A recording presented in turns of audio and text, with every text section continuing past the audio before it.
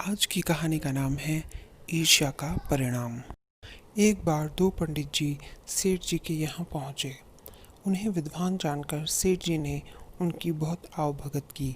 उनमें से एक पंडित जी जब स्नान करने के लिए गए तो सेठ जी ने दूसरे पंडित जी से बोले, महाराज, ये आपके साथी तो महान विद्वान मालूम होते हैं।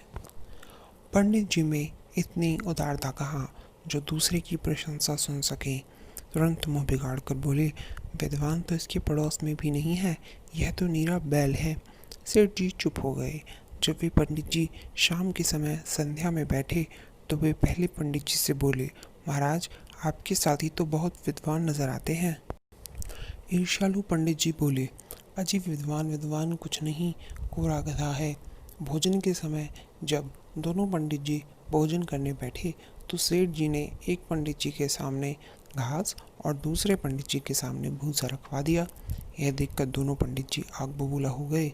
वे बोले, सेठ जी, हमारा इतना बड़ा अपमान।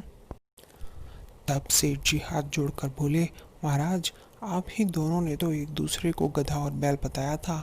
गधे और बैल के योग्य भोजन मैंने आपके सामने रख दिया है। आप ही बताइए, इसमें मेरी क्या गलती है? मैं तो आप दोनों को ही विद्वान समझता था, पर वास्तविक बात तो आपने स्वयं ही बता दी।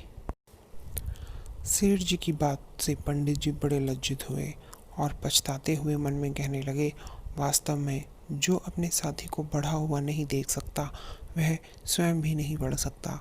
स्वयं प्रतिष्ठा प्राप्त करने के लिए अपने साथियों को आगे बढ़ाना अत्यंत आवश्यक है। ईर्ष्यालु मनुष्यों की हमारे जैसी ही दशा होती है। आप सभी को कहानी कैसी लगी हमें कमेंट बॉक्स में कमेंट करके ज़रूर बताएं और हमारे चैनल को लाइक करना, शेयर करना बिल्कुल ना भूलें।